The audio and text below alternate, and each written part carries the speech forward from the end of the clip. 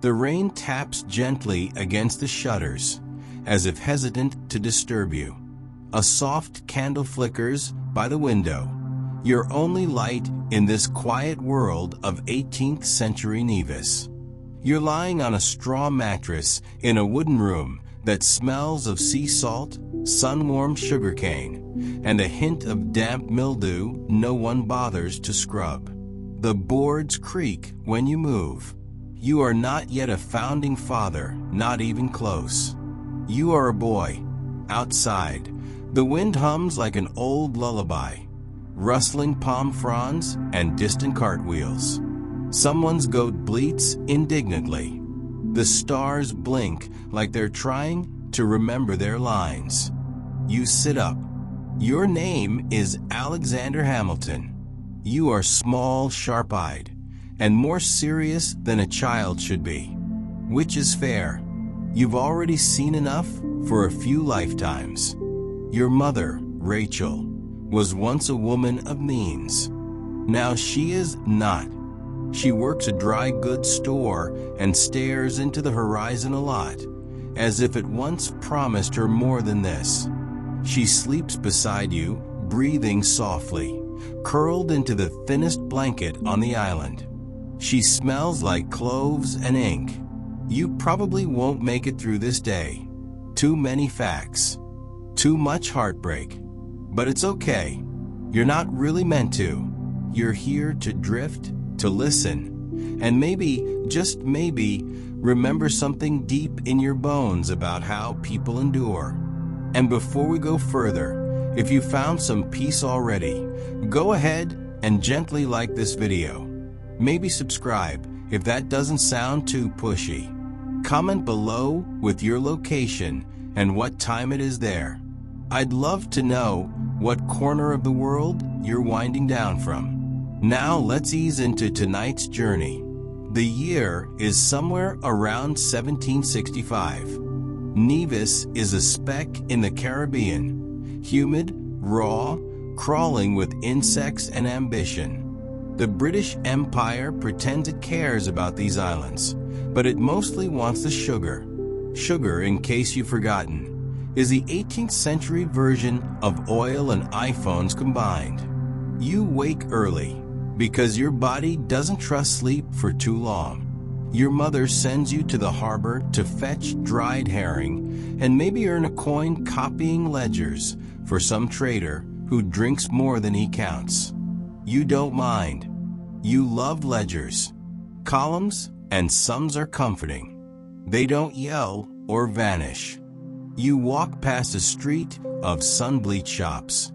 One has a painted sign, so faded it just says asterisk or eel starred. It used to say store real. No one's bothered to repaint it. You pass it every day. That matters later. Now here's your major historical fact. By the mid-18th century, the Caribbean was one of the most brutal economies in the world, sustained almost entirely by enslaved labor. Nevis alone processed thousands of enslaved people a year, mostly from West Africa. But here's your weird cultural tidbit. On Nevis, it was common for women to scent their letters with orange peel and rosewater, especially when writing to people they hadn't met. Romantic, yes, but also kind of sweaty. The ink sometimes ran. You watch ships unload crates of molasses and tobacco. You listen to merchants argue in clipped English tones, while locals haggle in Creole. You dream of books, thick ones, with complicated spines. You don't go to school in any traditional sense, but you read everything. People leave newspapers behind on benches. You take them. You copy them. You memorize arguments from court proceedings like they're bedtime stories. Historians still debate whether Alexander Hamilton actually saw enslaved people auctioned on the docks as a child or merely lived within earshot. Either way, the sound of chains clinking and boots scraping is burned into your early memory like a shadow on old parchment. That afternoon, a thunderstorm rolls in. You run through the rain, clutching your mother's letter to a merchant in St. Kitts. She says he owes her money. You don't know how much, only that she signs it. Your faithful servant, Rachel Fawcett. You know her handwriting better than your own. And when the lightning hits a tree just beyond the sugar mill, you flinch, but you keep walking. You always keep walking. That's who you are. Sleep now or don't. There's more to come. The next morning, the sun hammers your roof with light like it's trying to wake the dead. Chickens complain under your window. You roll over, sore from the thin mattress. You're not sick, exactly, but you're not well. You've had that low, tight feeling in your chest for days. Maybe it's just the island pressing down on you. Maybe it's the mold. Maybe it's destiny, knocking early and without manners.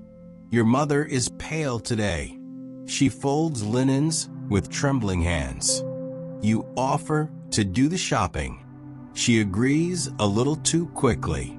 This is your life, Alexander. You run errands, copy trade receipts, read borrowed volumes of Voltaire until your head aches, and you try not to think about what your future looks like when you live in a place that offers boys like you nothing but splinters and salt. Today's route takes you back to the asterisk or eel asterisk sign. You notice someone has finally scraped it clean. It now says asterisk real starred. Just real. That feels poetic. And here comes your historical fact. In 1768, the British Parliament passed a series of revenue acts known collectively as the Townshend Acts. These were designed to raise money from the American colonies through duties on imports like paper, paint, and tea. They were deeply unpopular and helped nudge a continent toward revolution. You have no idea about any of this. Not yet. But you will. You sit beneath a tamarind tree to copy some bookkeeping figures for a merchant with one glass eye and a fondness for quoting Shakespeare. Mark me, he says today, without context, then hands you a list of sugar weights. You nod politely. You think you might be smarter than everyone on this island. You keep that to yourself. The harbor stinks of tar and fish. You walk carefully, so you don't step on any broken shells. The British Navy is docked nearby, and their uniforms gleam in the sun like beetle shells. You hate them just a little. Now for your obscure tidbit. On Nevis, it was common for wealthier households to train pet monkeys to bring them handkerchiefs during hot afternoons. The monkeys weren't especially good at it, but people insisted on pretending they were. You pass a small schoolhouse and peer through the window. A boy your age is reciting Latin. You mouth the words you taught yourself last month, using pages torn from a discarded Jesuit primer. At home, your mother is coughing again. You help her to the bed. You place a damp cloth on her forehead and pretend not to be scared. You write in your journal later, asterisk, my soul is full of longing. Asterisk, you don't tell anyone. Historians still debate whether Hamilton's early letters and essays were embellished by his later fame, or whether he really was that eloquent at such a young age. The truth, as always, lies somewhere between genius and editing. At dusk, you light a small candle. You practice your penmanship in the margins of a ship's manifest. You try out different versions of your name. Alexander, Aham, Xander, Lex. You settle on Hamilton, because someday someone is going to say it like it matters. And for now, that's enough. Sleep, drift, or press on. The night has time. A rooster crows long before sunrise, as if it has personal beef with the dark. You're awake before it, sitting by the small window, staring out at the harbor, lights trembling on the sea. The moon is high, pale as flour, and the wind smells like roasted coffee and low tide. You're writing again. This time, it's a letter. Not to anyone in particular, just someone who might one day care what you thought before you became important or disappeared. The line is thin in your world. Your mother's cough is worse. Her voice is faint, dry like paper that's been folded too many times. She tells you to run to the apothecary. You do, but you know it won't help. The air feels thicker today, like grief is already cooking in it. You buy powdered ginger, quinine, and a bottle of rum you aren't technically allowed to carry. You pass the street where someone keeps trying to fix the shop sign. It now reads Real. You laugh softly. The island has a sense of humor. It's just very, very tired. Here's your historical fact. By 1769, most of the sugar-producing Caribbean was teetering between disease outbreaks and economic collapse. Fever swept through Nevis and St. Croix in waves, often wiping out entire households in weeks. And the obscure tidbit? In Nevis, there was a superstition that sleeping with a coin under your tongue could protect you from dying in your sleep. Yes, really. It didn't work, but it made for some very confusing funerals. Back in your room, your mother sleeps restlessly. You write beside her, whispering the words under your breath like a spell. I wish there was a world beyond this one. The neighbors say your mother's past is complicated. They use that tone that adults use when they mean scandal. Something about a divorce that wasn't legal, a husband who disappeared, and property that vanished with him. You don't care. She reads more than anyone on the island, and she lets you dream out loud. Historians still debate whether Alexander Hamilton was born in 1755 or 1757. The church records were lost in a fire, or perhaps never written down properly.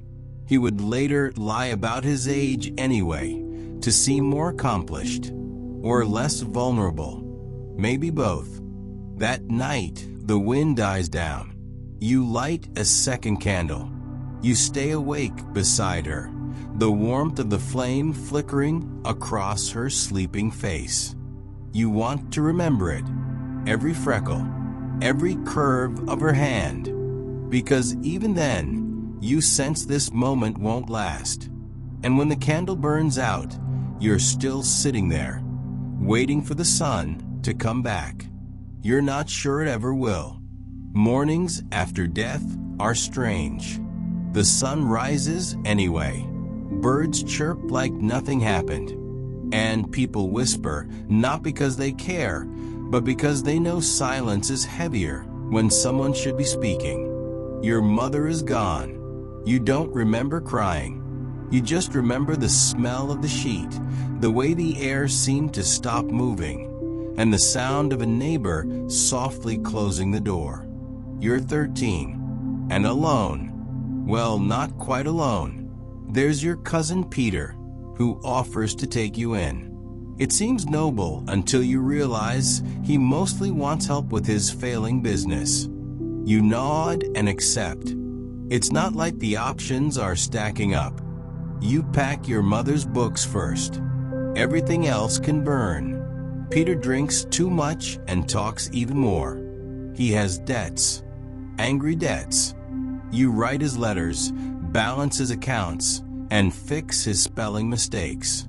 He doesn't notice. He just assumes the bank suddenly became kinder. Your historical fact. Orphanhood was terrifyingly common in the 18th century.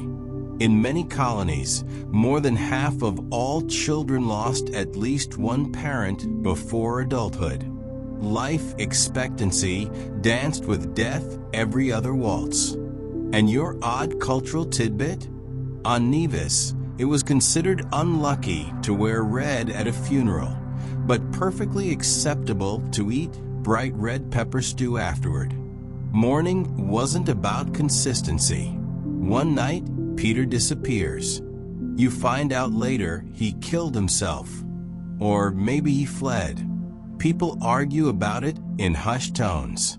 Historians still debate whether Peter's death was the final push that shaped your ambition, or if it merely forced your hand. Either way, you're now truly alone. But something odd happens. A merchant named Thomas Stevens takes you in. He has money, manners, and a son your age named Edward. You two become like brothers, except you're sharper, quieter, and hungrier. You start writing poetry. Bad poetry mostly, but it's something. Then, one day, a hurricane hits the island. It's biblical. Shutters explode off houses. The sky turns black with fury. Trees snap like matchsticks. You watch it from the Stevens attic, scribbling frantically in your journal as if your words can hold the roof on. Afterward, you write an essay about it. Not just any essay. A letter to the world kind of essay. You describe the storm in detail, the fear, the darkness, the way people clung to one another as the sea tried to unmake the island. A local clergyman reads it and is so impressed, he publishes it in the local gazette. The island buzzes with talk of that Hamilton boy. They pass a hat around, a fund, to send you to the mainland, to America. You're 16. You've seen death, betrayal, poverty, and now, miraculously, hope. You pack your mother's books. You take the essay. You board a ship bound for Boston, leaving Nevis behind like an old dream you're finally allowed to wake up from. The wind is gentle. The stars are new. And for the first time, you let yourself imagine that you were meant for more than ledgers and broken signs. You lean over the railing and whisper into the sea, "I will not waste this life. Sleep, traveler. The waters are calm tonight, but the storm is still ahead." You arrive in Boston in late autumn. The air is sharp, colder than anything you've known, and the city smells like smoke, horses, and wet wool. Your boots are too thin. Your coat is a little too borrowed. But your eyes are wide open. You are 16 and already carrying the weight of a much older man. But here, you're just a stranger with an accent and a trunk full of borrowed ambition. The docks are a riot of sound. Vendors yell about eels. Children dart under carts. A man with teeth like broken shells tries to sell you a pamphlet about sin. You decline politely. You've read better sins. The city thrums with energy. You can almost feel the revolution pulsing under the cobblestones, like a drumbeat only the young and restless can hear. You don't have a plan, but you have a letter of introduction and a name that sounds like it's trying to be important. Hamilton. And now, your historical fact. Boston in the early 1770s was a hotbed of political unrest. The Sons of Liberty were gathering. Tensions with Britain were rising. A single spark, like a tax on tea, was enough to set the whole city rumbling. And your odd cultural tidbit? In Boston at the time, it was considered fashionable for young men to carry a single carnation tucked into their lapels during evening strolls. It didn't mean anything. It just looked dashing, which, of course, meant everything.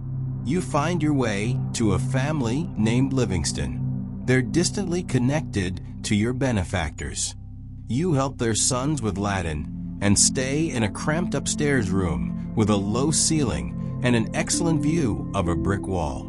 You write constantly, letters, essays, little treatises on justice and government and why people shouldn't be ruled by tyrants or by boredom. You don't know who you're writing to yet, but you're getting louder. You read by candlelight, sometimes all night.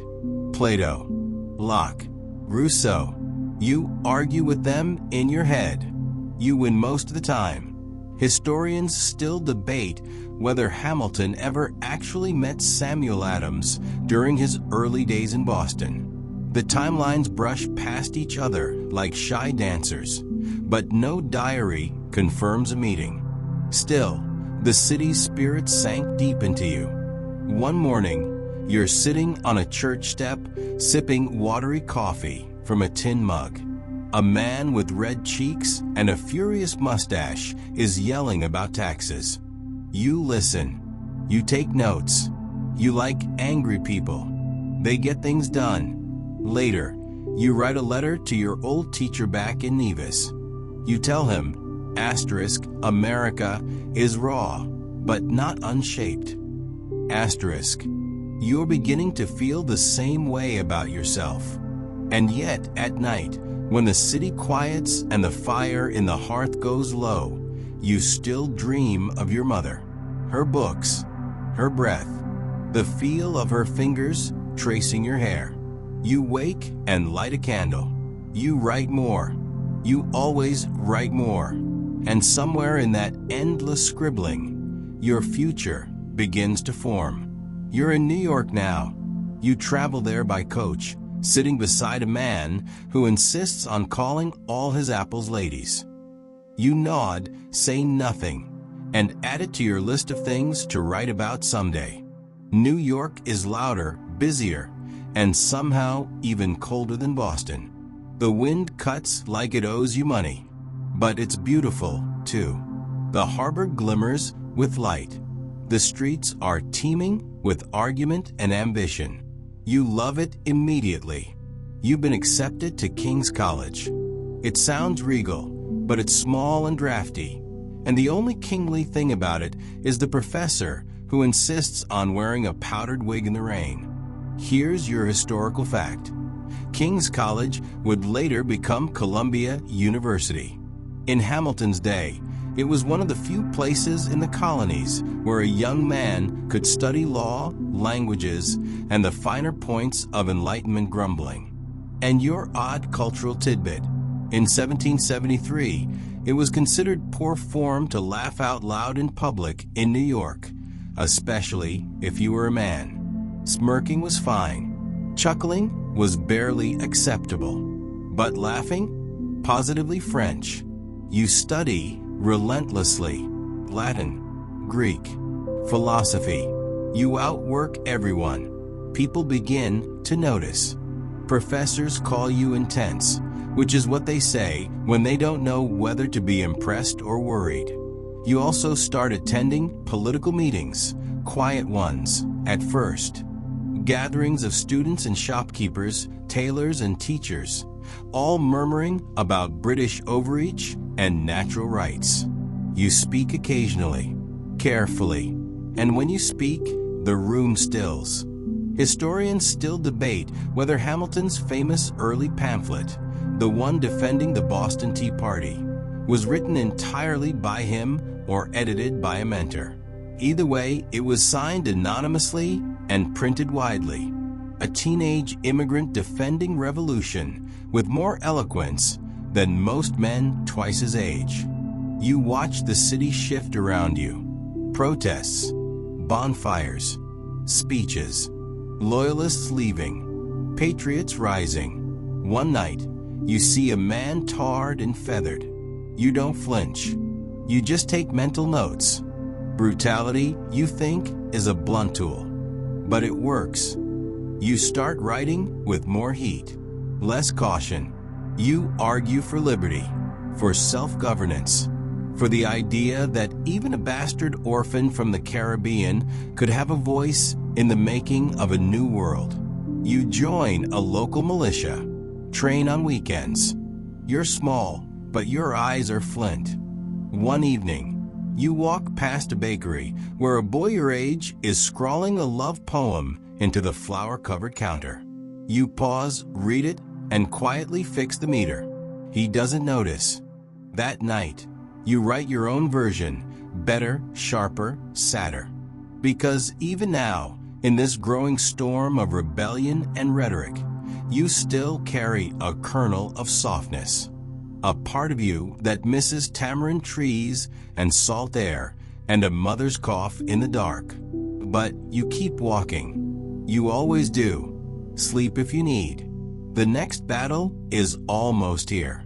War doesn't announce itself with a trumpet or a scream. It starts slowly.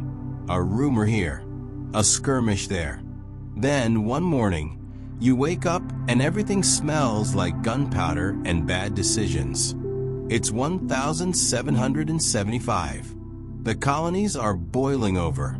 British troops march like they own the place, and your friends are starting to disappear into uniforms and underground meetings.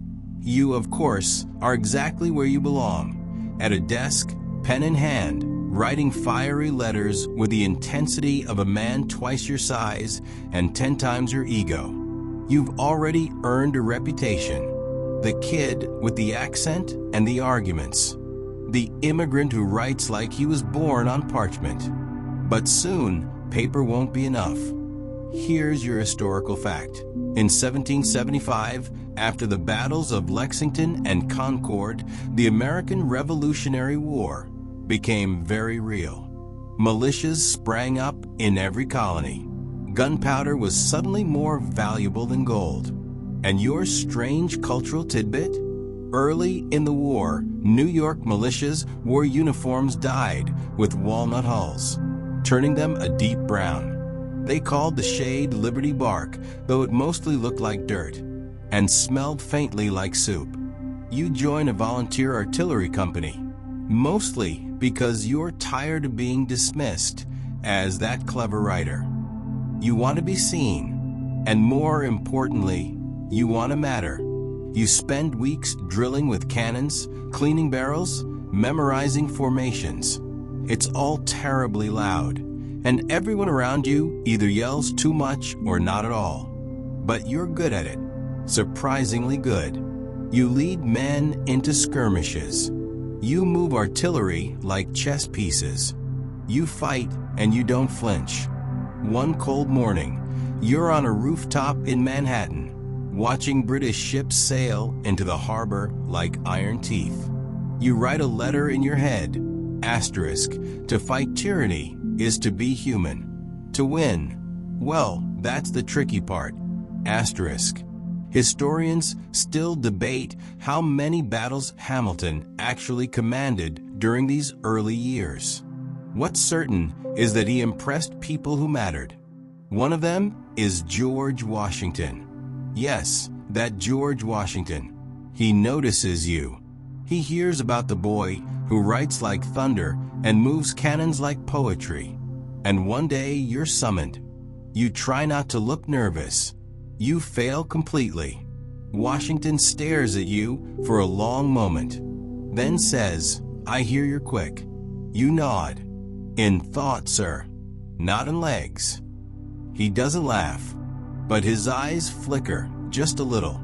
And just like that, you're offered a position on his staff.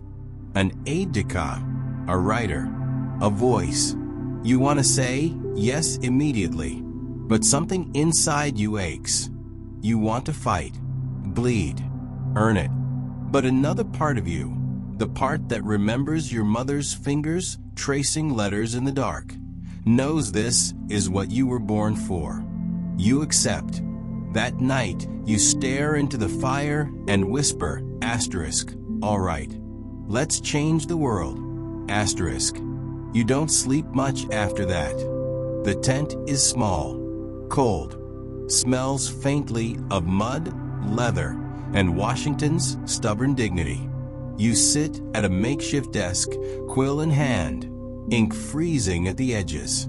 You are now the right hand of a general, or at least one of them. You write orders, translate French correspondence, compose reports, manage logistics. It is not glamorous, And yet, it is the center of everything. Washington trusts you, or at least he trusts your mind. That's something. Here's your historical fact.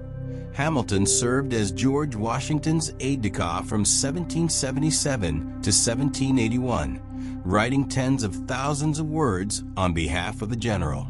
Letters, dispatches, treaties. His pen moved faster than most armies. And your strange tidbit?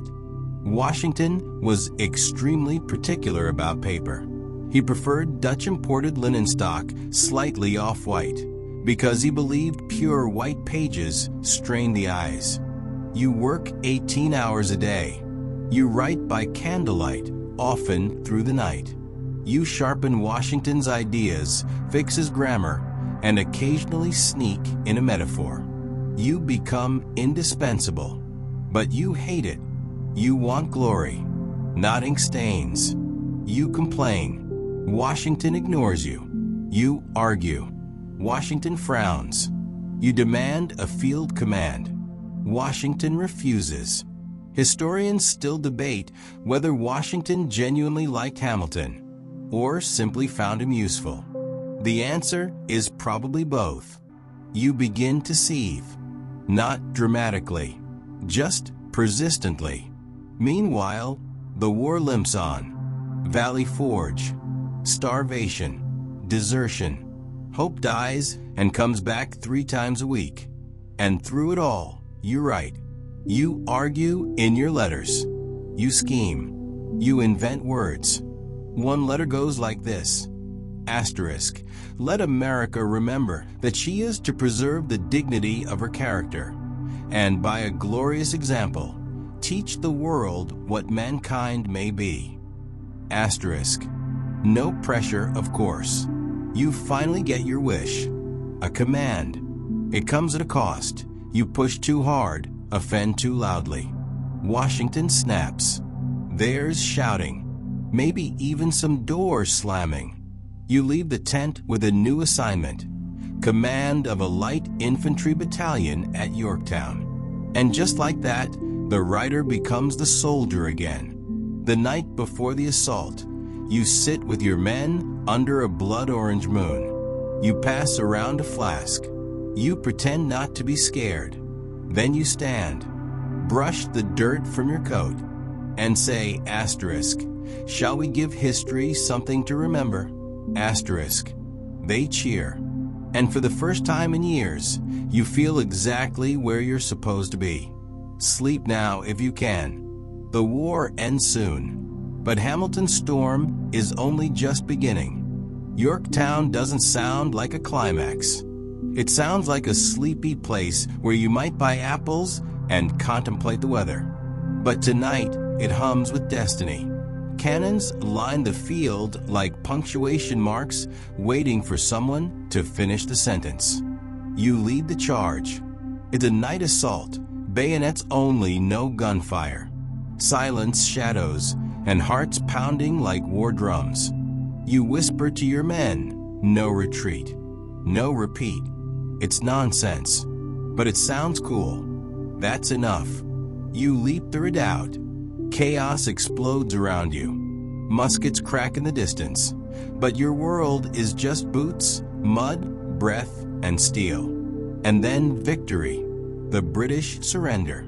You don't cry, but someone near you does. You quietly pat their back, then walk away like you didn't feel anything. Here's your historical fact.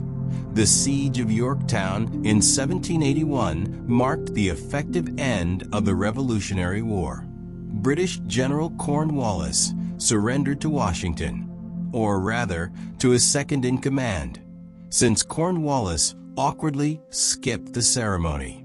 And here's your strange tidbit. After Yorktown, some American officers celebrated with a dance that involved hopping on one foot while balancing a plate on their head. It was meant to show agility and post-war grace. It mostly showed concussions. Washington is proud, but distant. You've earned your moment, but not his warmth. You're still a tool. A sharp one, yes, but a tool. You return to civilian life with that same storm coiled inside you. You're not done, not even close. You marry Eliza Schuyler. Yes, that's Schuyler, daughter of a wealthy, influential New York family. You meet her at a ball and say something clever. She laughs. You're surprised by how much that matters. Historians still debate whether Hamilton married Eliza for love or status. The consensus? Probably both. She calms you. A little. You write her letters like symphonies, intense, elegant, a little too much. You also start studying law. Fast. Too fast. You basically teach yourself the entire legal code in a few months. You pass the bar so quickly that other lawyers start calling you the hurricane. The war may be over, but your real fight is just beginning. There's no money, no structure. The Articles of Confederation, the country's first attempt at a government, are a disaster. States argue like jealous siblings. Trade is chaos. The army is unpaid. And here you are, shouting into the void again. Only this time, people are listening. You're in a tavern in New York, parchment in one hand, ale in the other, and a dozen arguments on the tip of your tongue. The United States is an idea, but a very flimsy one. The government can't tax. The currency is worthless. Rhode Island's threatening to print its own money and crown a goat. Okay, not really, but it feels that way. So you start writing. Again, this time with friends, James Madison and John Jay. Together, you pen the Federalist Papers, a series of essays to explain No Cell, the new Constitution to a skeptical public. You write 51 of the 85 essays. Jay falls ill. Madison gets sidetracked. You pick up the slack like a man possessed. Here's your historical fact. The Federalist Papers, written between 1787 and 1788, were crucial in convincing states like New York to ratify the U.S. Constitution. They remain one of the most cited documents in American political theory. And your cultural tidbit? Hamilton wrote many of his essays in bursts of manic energy, sometimes staying up all night with nothing but bread crusts and black coffee. Once, he wrote 5 essays in a single week. The original Red Bull. Historians still debate whether Hamilton's sheer output during this time was due to genius or caffeine-induced delirium. Probably both. You argue for a strong central government, a national bank, a standing army. People call you a monarchist. You call them short-sighted. You believe in order, efficiency, merit. You want a nation that rewards ambition, because that's the only reason you made it. Others, like Jefferson, believe in farmers, states' rights, and the wisdom of the common man. You don't trust farmers or the common man. You trust systems. This makes you unpopular, but influential. George Washington is elected president. And guess who he wants as his Secretary of the Treasury? You. You move into your new office with a stack of ledgers, 1,000 ideas, and absolutely no chill. You start designing the American economy from scratch. National debt? Absorb it. State debts? Consolidate them. Currency? Standardize it. You create the U.S. Mint, the Coast Guard, the financial system. At parties, you talk about bonds. People stop inviting you. You work nonstop. Eliza begs you to slow down. You kiss her cheek and say, "soon, my love," when it's done. But done never comes. Not for you. Sleep if you need to, but keep the lights low. The tension's only getting thicker. Your office is dim. A single candle gutters near your elbow, and your ink-stained fingers hover midair just for a second. before diving back into another column of figures. You've been at this for hours, possibly days. It's hard to tell. Time bends strangely when you're trying to invent an economy. You are Alexander Hamilton, and you are now officially the most powerful nerd in America. As the first Secretary of the Treasury, you are the architect of debt, a phrase only someone like you could say proudly. Here's your historical fact. Hamilton's 1790 report on public credit proposed that the federal government assume state debts from the Revolutionary War, consolidating them to stabilize the young nation's economy and build investor confidence. It was bold, radical, and wildly unpopular with people who weren't named Alexander Hamilton. And your strange cultural tidbit? In 1790s Philadelphia, wealthy men used to carry tiny silver toothpicks attached to watch chains. Not because they were always eating, but because it made them look sophisticated to pick at their teeth while thinking. Yes, that was a thing. You wear no such chain. Your sophistication is measured in footnotes and frustration.